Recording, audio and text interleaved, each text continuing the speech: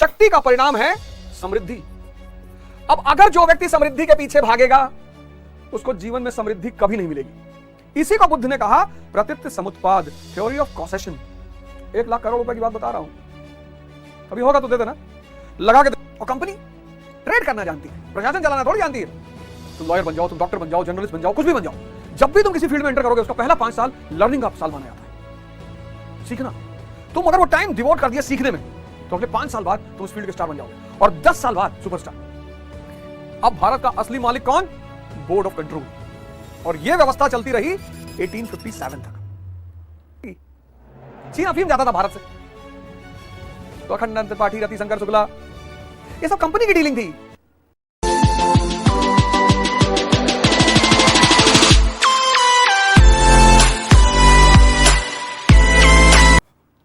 जय Hind friends. Structure of the government हम पढ़ रहे थे, स्ट्रक्चर ऑफ द गवर्नमेंट, सरकार की संरचना, और उसमें 1765 से ड्यूअल गवर्नमेंट पिछली बार हमने पढ़ा। 1765 से ड्यूअल गवर्नमेंट। और सबसे बड़ी बात यह रही जो मैंने पिछली बार एक्सप्लेन की कि कंपनी के दुश्मन बहुत थे। कोई भी आदमी, मैंने कहा कि जब भी आप अचीवमेंट पाना शुरू करेंगे आपके दुश्मन बढ़ना शुरू हो जाएंगे। अच्छा, इससे पहले कि मैं इस कहानी को आगे बढ़ाऊं, एक बड़ी छोटी सी सूचना यह है कि हमारे एक छोटे भाई हैं और मित्र भी बहुत अच्छे हैं, फैजल मलिक और प्रहलाद चा। मतलब पंचायत में वो एक ऐसा कैरेक्टर है, करुणा है उस कैरेक्टर में, कॉमन सेंस है उस कैरेक्टर में, ड्यूटी का सेंस है उस कैरेक्टर में। मतलब प्रहलाद चा को अगर आप गौर से देखो तो प्रहलाद चा एक कैरेक्टर ऐसा है जिस कैरेक्टर के अंदर करुणा है, कंपैशन है। मतलब इस व्यक्ति को किसी का पेन देखा नहीं जाता है, किसी का दर्द प्रहलाद चा नहीं देख सकते हैं। प्रहलाद चा के अंदर क्या है? Sense of responsibility. दामाद जी आए हैं, दामाद जी कह रहे हैं कि भाई मिठाई पे फफूंदी लगी हुई है, और बोलते हैं अरे और मिठाई मंगा रहे, बाजार से मंगा रहे, अपने जैसा ख्याल। कह रहे आप कहां जाएंगे गाड़े, हम पान लेकर आ रहे हैं ना। मतलब एक गांव में जो व्यक्ति होता है ना, जो पूरे गांव को अपना समझता है, वो सेंस ऑफ रिस्पॉन्सिबिलिटी, वो दामाद जी एपिसोड में सब। तीसरा पॉइंट है लॉयल्टी है। लॉयल्टी है। विधायक को जो सबसे पहली बार जो आदमी विरोध करता है विधायक का, जो सबसे पहली बार विधायक का विरोध करता है कि विधायक जी अब रहने दीजिए। अब जब विधायक प्रहलाद चा और प्रधान जी और सहाय सचिव, ये तीनों लोग जब दोबारा मिलने जाते हैं वो प्रोग्राम के लिए आमंत्रित करने के लिए, और विधायक गाली देता है, तो प्रहलाद चा सबसे पहले बोलते हैं कि अब जाने दीजिए, गाली गलौज की बात मत करिए, और सचिव जी बहुत अच्छे आदमी हैं। रॉयल्टी है, मतलब समर्पण है। जिससे दोस्ती है वैसे है, वरना आम आदमी क्या करता है, ये भाड़ में गाओ सचिव तुम कल चले आओगे, हमें विधायक से झगड़ा करने हो। तो अगर कोई गांव का ठेठ आदमी रहा होता हो तो विधायक से कहता कि सर बहुत सही कह रहा है, हरामी बहुत है, हम भी जानते हैं। लेकिन अम्मा वाला एपिसोड देखो, जब अम्मा को अपने घर लेकर आते हैं, करुणा है विधायक प्रहलाद चा के अंदर। प्रहलाद चा के अंदर सेंस ऑफ रिस्पॉन्सिबिलिटी है। दामाद जी एपिसोड, प्रहलाद चा के अंदर लॉयल्टी है। प्रहलाद चा के अंदर जिद है, लेकिन पॉजिटिव। ये का गुंडाई हो रहा है?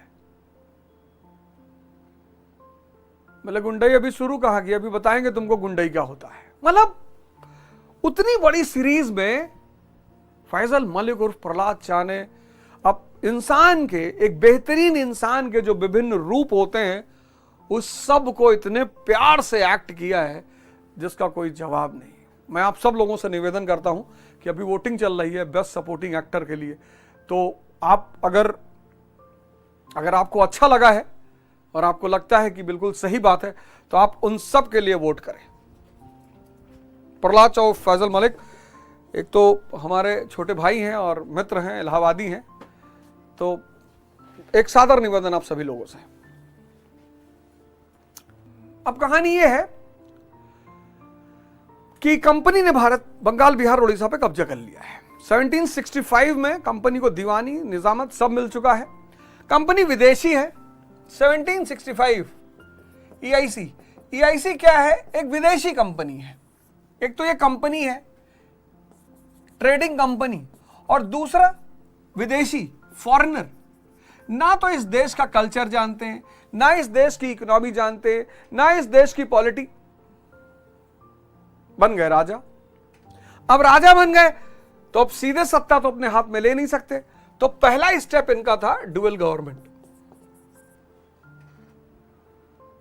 ये इनका पहला स्टेप था, बड़ा समझदार, बहुत ही समझदारी का स्टेप, बहुत प्यारा स्टेप, डुअल गवर्नमेंट। पर्दे के आगे बंगाल का नवाब, पर्दे के पीछे पूरी तरह से कंपनी। और ये डुअल गवर्नमेंट चली 1765 से 1772 तक। अब अचीवमेंट, और पिछले सेशन में मैंने आपसे कहा कि जब भी अचीवमेंट होगी, जब भी अचीवमेंट होगी, दुश्मन अपने आप पैदा हो जाएंगे।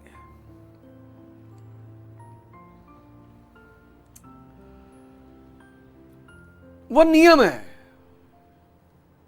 ये एक बहुत शाश्वत नियम है, और जिंदगी नियमों पे चलती है। अगर आप नियम समझ गए, मैं इतने सारे लोगों को धन के पीछे भागते हुए देखता हूं और धन मिल ही नहीं रहा है। क्यों? क्योंकि नियम यह है कि इस दुनिया में हर चीज किसी ना किसी चीज का परिणाम है। समझना है इस बात को कि इस दुनिया में 90% लोगों की इच्छाएं कभी पूरी नहीं होती। क्यों? क्योंकि इस दुनिया में हर चीज किसी ना किसी चीज का परिणाम है। शक्ति का परिणाम है समृद्धि। अब अगर जो व्यक्ति समृद्धि के पीछे भागेगा, उसको जीवन में समृद्धि कभी नहीं मिलेगी। इसी को बुद्ध ने कहा प्रतीत समुत्पाद, थ्योरी ऑफ कॉसेशन। 1 लाख करोड़ रुपए की बात बता रहा हूं, कभी होगा तो दे देना, लगा के देख लो। इसके पीछे भागो, इसके, क्योंकि इसका बाय प्रोडक्ट है समृद्धि। अगर इसके बिना आ भी गई तो कोई छीन लेगा। देखो अरब वर्ल्ड को, तेल उनका, बेचता यूनाइटेड स्टेट्स ऑफ अमेरिका है।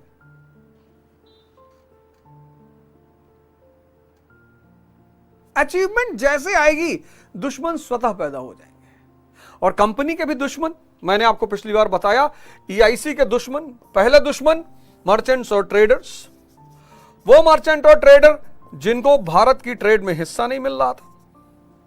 कंपनी के दुश्मन मेंबर ऑफ पार्लियामेंट और कैबिनेट मिनिस्टर्स, जिनको लग रहा था भैया हमारा कमीशन कहां है, ब्रिटेन का हिस्सा कहां है, हमारा हिस्सा कहां है।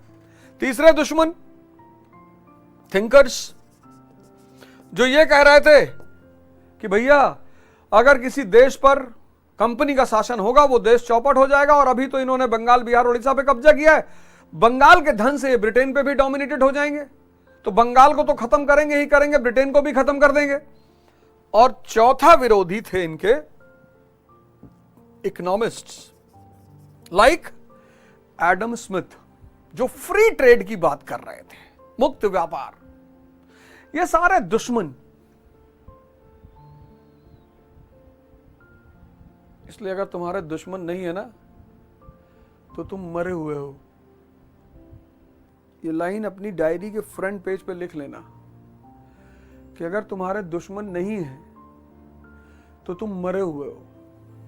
तुम्हारा भी कोटा पूरा करेंगे, मत चिंता लो। तो कंपनी के जितने बड़े दुश्मन उतने बड़े समर्थक। जॉर्ज तृतीय उसका पैटर्न था, ब्रिटेन का राजा। बोले यार समझौता कर लो यार, थोड़ा सा डील कर लो आपस में। इसी बीच कंपनी ने 10 लाख पाउंड का उधार मांग लिया। पिछले क्लास में मैंने यह भी बताया कि कंपनी ने 10 लाख पाउंड का उधार मांग लिया। और जब कंपनी ने 10 लाख पाउंड का उधार मांग लिया, मौका मिल गया। किसको? ब्रिटिश गवर्नमेंट को। जब भी आप किसी से उधार मांगोगे तो आपको झुकना पड़ेगा। कंपनी को झुकना पड़ा, और उस उधार मांगने का परिणाम रहा regulating act of 1773 government of Britain court of directors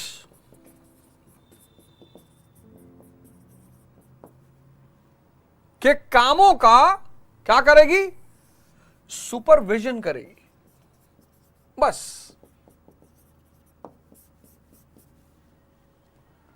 अब गौर से देखना, government of Britain court of directors के कामों का सुपरविजन करेगी। पूर्वी व्यापार, ईस्टर्न ट्रेड, पूर्वी व्यापार का एकाधिकार, मोनोपोली किसके पास रहेगी? ईआईसी के पास रहेगी।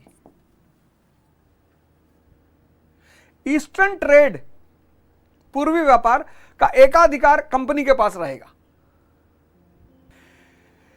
इंडियन गवर्नमेंट की सारी डिटेल्स, इंडियन एडमिनिस्ट्रेशन की सारी डिटेल्स किसके हाथ में रहेंगी? कोर्ट ऑफ डायरेक्टर्स के हाथ में रहेगी। भारत में ऑफिशियल्स का जो अपॉइंटमेंट होगा, जो भारत में ऑफिशियल्स का अपॉइंटमेंट होगा, उसकी मोनोपोली, एकाधिकार किसके पास रहेगा? कोर्ट ऑफ डायरेक्टर्स के पास रहेगा। फिर से रिपीट कर देता हूं और फिर इसे एनालाइज करेंगे तब मजा आएगा, अभी नहीं। सिर्फ देखो, गवर्नमेंट ऑफ ब्रिटेन क्या करेगी? कोर्ट ऑफ डायरेक्टर्स के कामों का सुपरविजन करेगी। सिर्फ सुपरविजन, इस वर्ड को इनबॉक्स करो, supervision. Government of Britain court of directors के कामों का सुपरविजन करेगी। ईस्टर्न ट्रेड पर, पूर्वी व्यापार है, उस पर एकाधिकार कंपनी का। इंडियन एडमिनिस्ट्रेशन की सारी डिटेल्स कोर्ट ऑफ डायरेक्टर्स के पास रहेगी। भारतीय प्रशासन का सारा ब्यौरा कोर्ट ऑफ डायरेक्टर्स के पास रहेगा।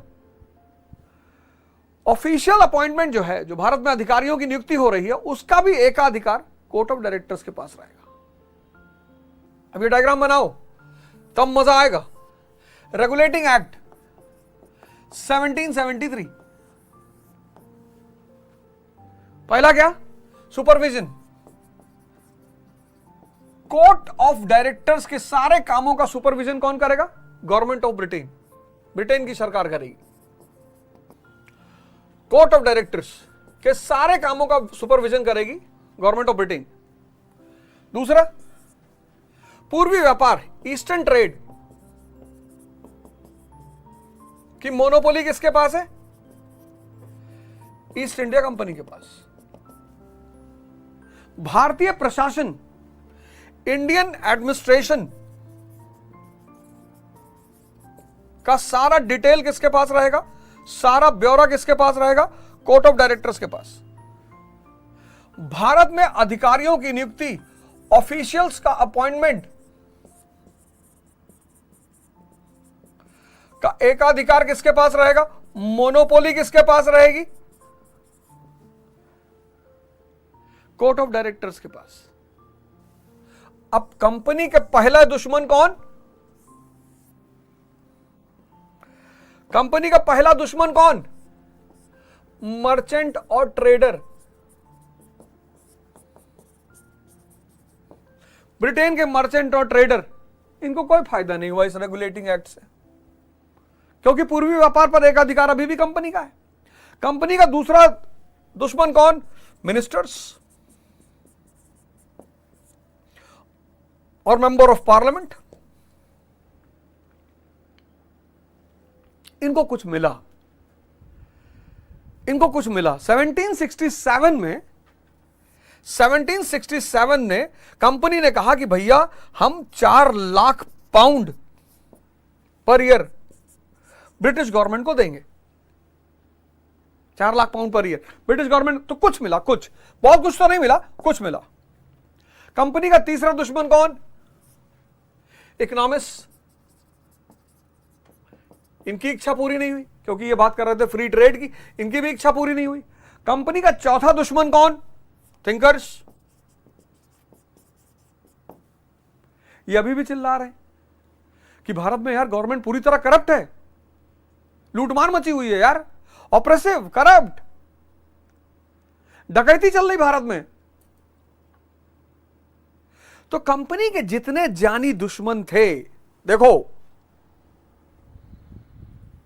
मेंस में क्वेश्चन आता है, regulating act was a disappointment for the powerful section in Britain. ऐसे आंसर ये फ्रेम किए रहोगे, आंसर लिख ले जाओगे। लिखो क्वेश्चन, स्क्रीन पे क्या देख रहे हो, क्वेश्चन लिखो कि regulating act was a disappointment for majority section in Britain, discuss. यही लिखना है, यही एक्सप्लेन करना है। तो यानी वो जो कंपनी का विरोध चल रहा था, भाई जब किसी की इच्छा ही नहीं पूरी हुई तो विरोध जारी, कंपनी का विरोध जारी। मुद्दा वही है, भ्रष्ट अधिकारी, भ्रष्ट एडमिनिस्ट्रेशन। मुद्दा वही है, भ्रष्ट अधिकारी, भ्रष्ट एडमिनिस्ट्रेशन। कंपनी का विरोध जारी, कंपनी का विरोध जारी। Opposition to the company continued. किस मुद्दे पर? करप्ट अधिकारी, करप्ट ऑफिसर्स, भ्रष्ट अधिकारी और भ्रष्ट प्रशासन, करप्ट एडमिनिस्ट्रेशन। अब भाई किसी की उपलब्धि आप ऐसे तो छीन नहीं सकते हो। ये तो कंपनी, बंगाल जो है वो तो कंपनी की उपलब्धि है, आप सीधे छीन नहीं सकते हो कि नहीं हमको तो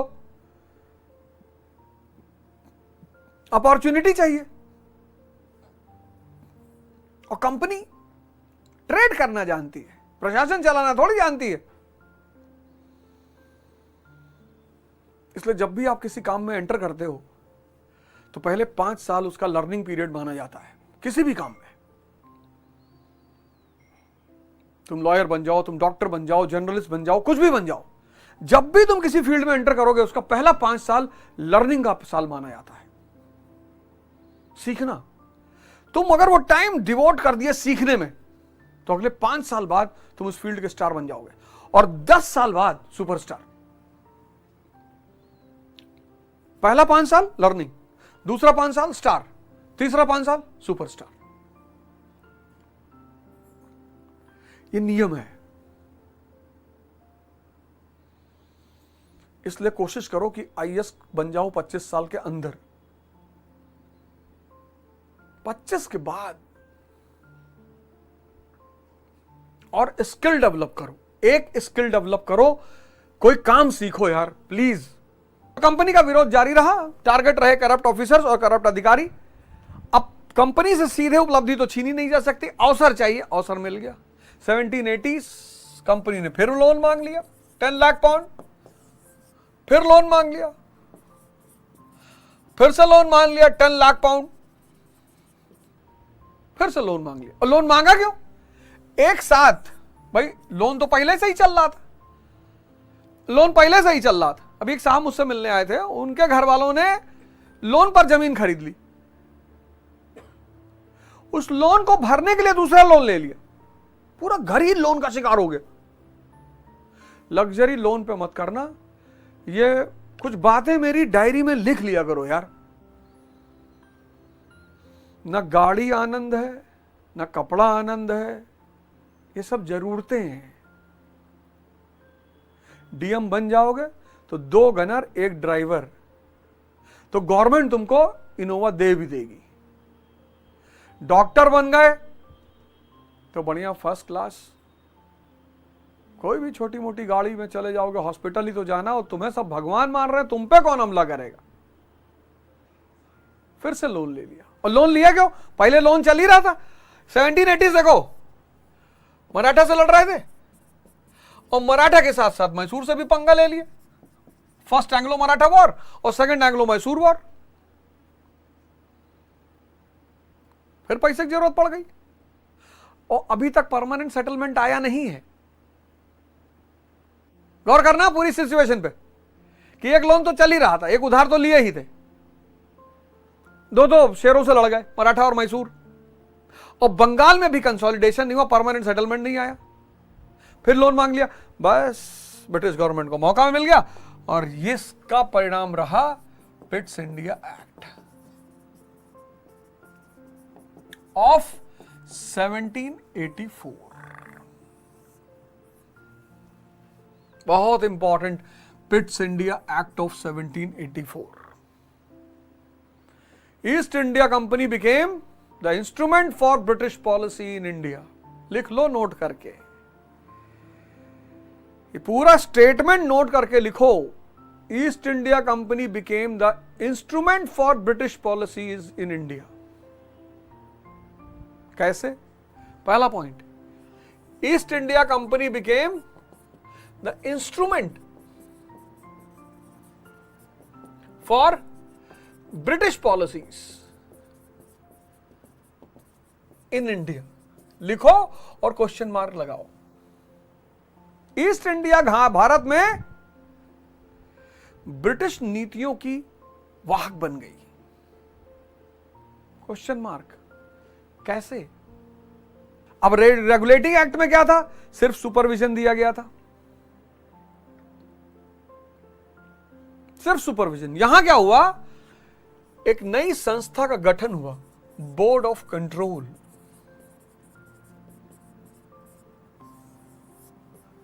छह कमिश्नर होंगे इसमें, उसमें से 2 कैबिनेट मिनिस्टर होंगे और इनका काम होगा गाइड एंड कंट्रोल। किसको? कोर्ट ऑफ डायरेक्टर्स को और गवर्नमेंट ऑफ इंडिया को। पलट गया गेम। ये देखो,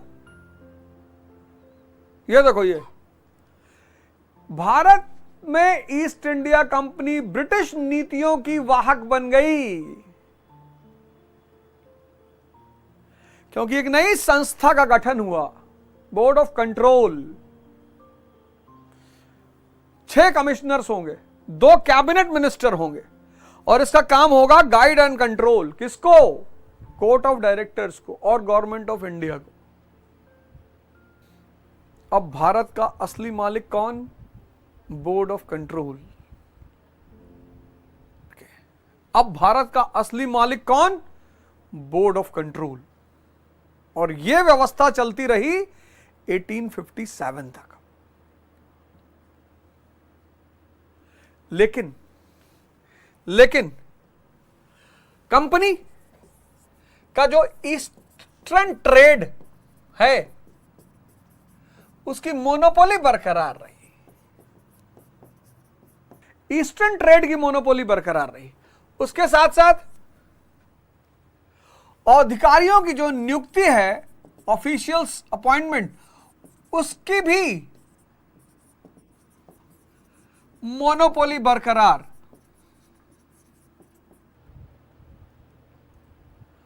गवर्नर ऑफ बंगाल बन गया governor general of Bengal. War, diplomacy और रेवेन्यू के मामलों में, इन तीनों मैटर में मद्रास और बॉम्बे प्रेसिडेंसी अधीन हो गई। किसके? कलकत्ता के। भारत का असली मालिक कौन? Board of control. पूर्वी व्यापार पे एकाधिकार कंपनी का बरकरार, अधिकारियों की नियुक्ति एकाधिकार बरकरार। गवर्नर जनरल ऑफ बंगाल बन गया, गवर्नर ऑफ बंगाल बन गया गवर्नर जनरल ऑफ बंगाल। युद्ध, कूटनीति और कर के मामले में मद्रास और बंबई प्रेसिडेंसी किसके अधीन हो गई? कलकत्ता के। भारत का असली मालिक बोर्ड ऑफ कंट्रोल। यह सबसे बड़ी डेवलपमेंट। ट्रेडिंग मोनोपोली बरकरार,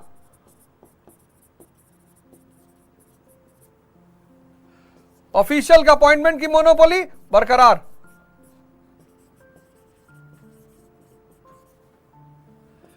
गवर्नर जनरल ऑफ बंगाल। अब जो दुश्मन है उनका कुछ कलेजा ठंडा हुआ? अब देखते हैं उनका कलेजा ठंडा हुआ कि नहीं। सारे दुश्मनों का कलेजा ठंडा हुआ कि नहीं? पहला दुश्मन मर्चेंट और ट्रेडर, इनका बिल्कुल नहीं हुआ। ये और आक्रामक हो रहे हैं क्योंकि इंडस्ट्रियलाइजेशन बढ़ रहा है ब्रिटेन में, और आक्रामक है। देखो, पहला दुश्मन और आक्रामक, दूसरा दुश्मन member of parliament, cabinet ministers, और शेयर बढ़ा हमारा। तीसरा दुश्मन इकोनॉमिस्ट, ये भी टेंशन में, ये भी गुस्से में। चौथा दुश्मन थिंकर्स।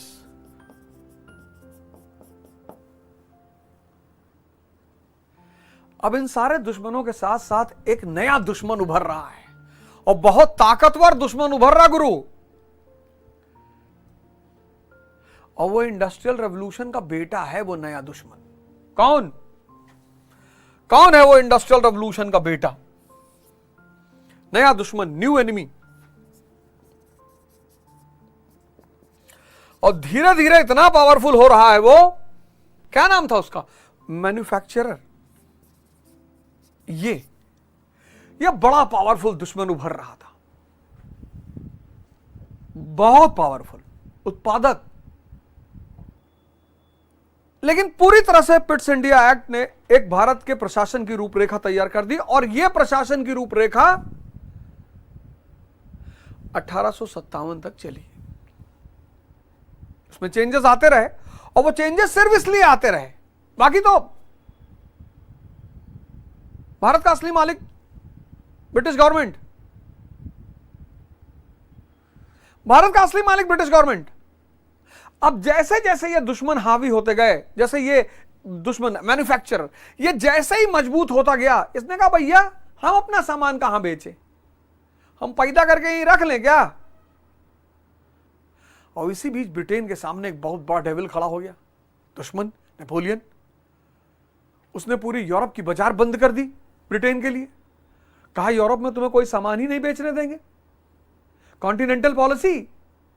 अब देखो, अब ब्रिटेन की अच्छा एक छोटी सी घटना इसमें और घटी कि 1786 में एक सब्सिडियरी एक्ट आया और उसने वीटो पावर दे दिया। कॉर्नवालिस के समय मैंने समझाया था, कॉर्नवालिस ने कहा इतने अंधकार में बिना वीटो के काम ही नहीं चलेगा और मुझे वीटो चाहिए, तो 1786 में सरकार ने उसको वीटो पावर दे दिया। लेकिन वीटो टू गवर्नर जनरल कि ठीक है यार, पीस, रेवेन्यू, डिप्लोमेसी का जहां मामला लगे तुम इस वीटो का इस्तेमाल कर सकते हो। लेकिन अब ब्रिटेन 1790s, तुम दो बातें देखोगे, एक मैन्युफैक्चरर तबके का उदय और धीरे धीरे यह तबका पावरफुल होने लगा, और दूसरा नेपोलियन, इसने यूरोप की बाजार बंद कर दी ब्रिटेन के लिए, कॉन्टिनेंटल पॉलिसी।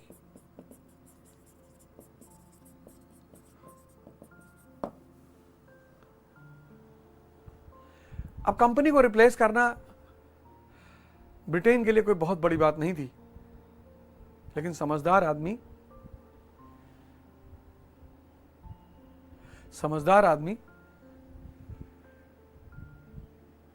एक ताकतवर को दूसरे ताकतवर के सहारे खत्म करता है। नहीं समझे? Driving licence DNL, driving licence, यही तो चेस का गेम है। और चेस का गेम है क्या? एक आदमी के वर्चस्व को मिटाने के लिए दूसरे आदमी के वर्चस्व को खड़ा करना पड़ता है, वो चाहे राजनीति हो, चाहे बॉलीवुड हो, चाहे कुछ भी हो। अब धीरे धीरे ब्रिटिश हुकूमत को एक दूसरे ताकतवर तबके का सपोर्ट मिल रहा था, मैन्युफैक्चरर तबके का। तो जैसे जैसे इस तबके का ताकत बढ़ा, उसने सरकार को सपोर्ट किया कि पैसा बोलो। तो तुम देखोगे charter act of 1813, charter act of 1813, इसमें क्या हुआ? ईस्ट इंडिया कंपनी की ट्रेडिंग मोनोपोली खत्म। जो बोले सो निहाल, सत श्री अकाल। ईस्ट इंडिया कंपनी की ट्रेडिंग मोनोपोली खत्म, पहला झटका। लेकिन किसी को झटका एक साथ नहीं दिया जाता है। आम आदमी क्या कहता है? मार डालो। ऐसे नहीं बेटा, आम आदमी ताव में है, अब खत्म कर दो, अब मार डालो या उखाड़ लो, आराम से। ये राजनीति है। ये गुल्ली डंडा खेलने की, गुल्ली उठा के झाड़ी में फेंक दी, डंडा 3-4 डंडा मारा, खेल खत्म। ईस्ट इंडिया कंपनी की ट्रेडिंग मोनोपोली खत्म। किसकी वजह से? एम यानी मैन्युफैक्चरर, एन यानी नेपोलियन।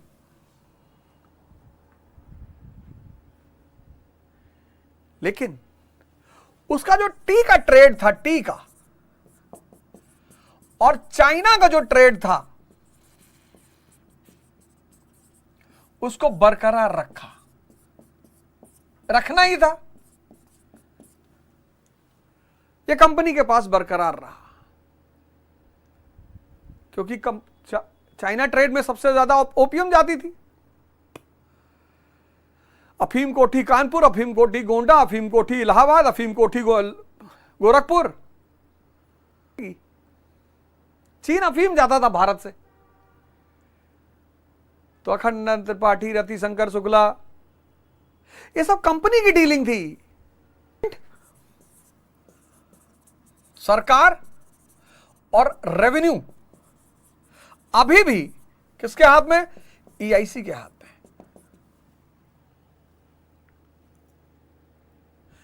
अब देखो, अब चारों दुश्मनों को देखो। बेटा अगर ये वाला डायग्राम नहीं बनाओगे जो इसके बाद में बना रहा हूं, तो ये तुमको कभी नहीं क्लियर होगा। और ऐसे ही मैं पढ़ाऊंगा जब तुम्हें पढ़ाऊंगा इंडिया काउंसिल एक्ट।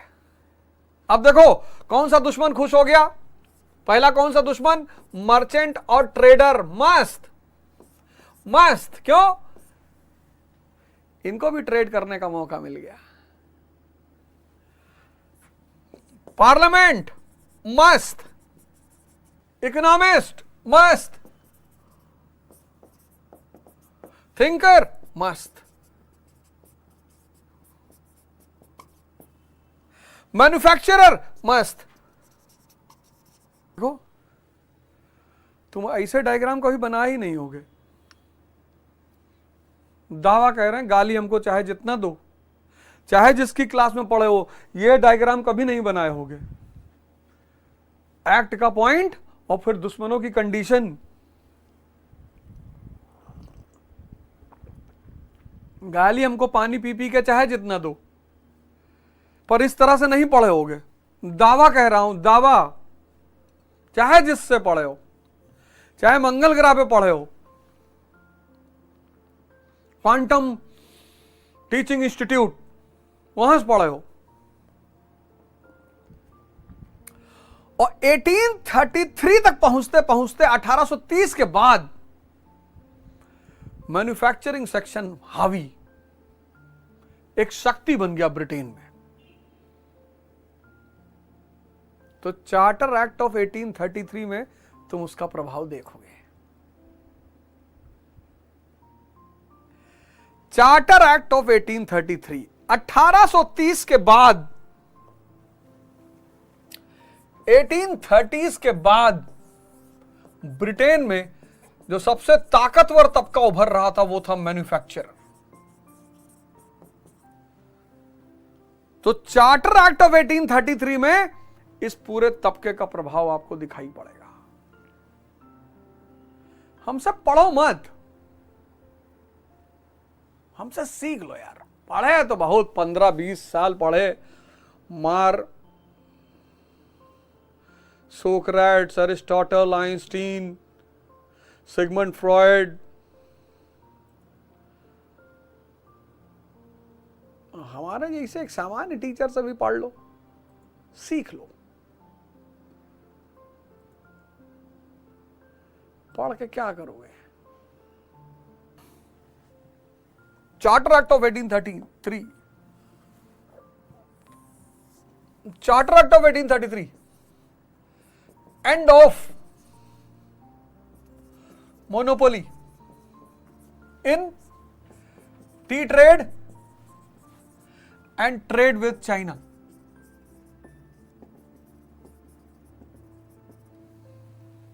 खत्म, एंड ऑफ मोनोपोली। एकाधिकार जो चाय के व्यापार में और चीन के व्यापार में था वो भी खत्म कर दिया, वो भी खत्म।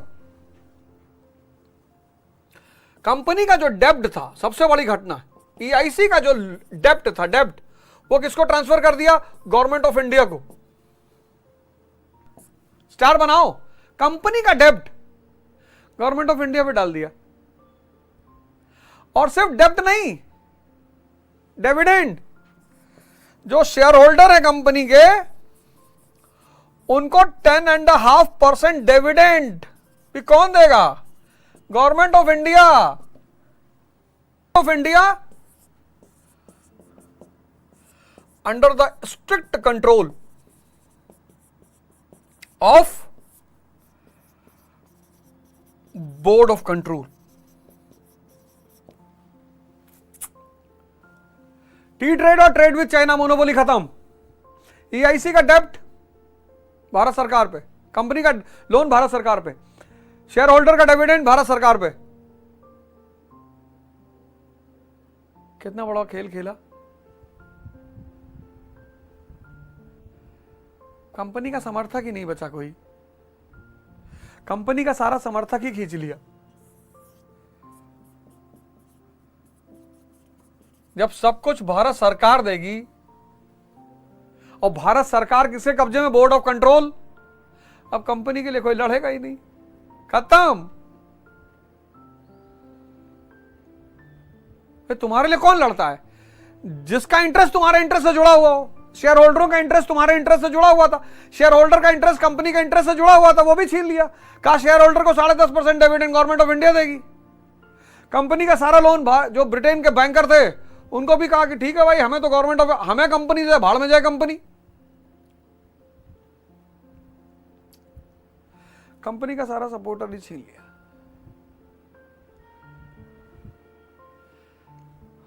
जैसे मीर जाफर कठपुतली कंपनी का था, ऐसे यहां कंपनी बन गई कठपुतली Britain of, government of Britain की। लिख लो, ईआईसी क्या बन गई? पपेट।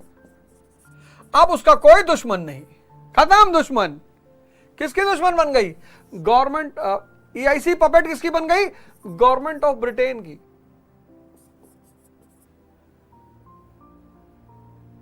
कंपनी के दुश्मन खत्म, कंपनी की हैसियत खत्म, कंपनी के दुश्मन खत्म। और तुम यार परेशान हो जाते हो, टेंशन में आते हो, स्ट्रेस ले लेते हो कि लोग हमारा विरोध कर रहे हैं। काहे ना करें? दोनों ही चाहते हो क्या कि जिल्ले इलाही भी करवाओगे, विरोध भी नहीं करने दोगे? दोनों नहीं होगा, विरोध तो होगा ही। तो कंपनी का विरोध का दुश्मन गायब। ये डायग्राम देखो, ये कंपनी के यहां दुश्मन देखो, ये कंपनी के दुश्मन देखो, ये सारे दुश्मन यहां मस्त हो गए। कंपनी की हैसियत को झटका लग गया, सारे दुश्मन मस्त। यहां कंपनी की हैसियत खत्म, दुश्मन भी खत्म है। इस पूरे डायग्राम को आज पढ़ना, एनालाइज करना, बेस के क्वेश्चन उठाना, जीएस के question, state PSC, BPSC, UPPCS, IAS, मजा आएगा तुमको।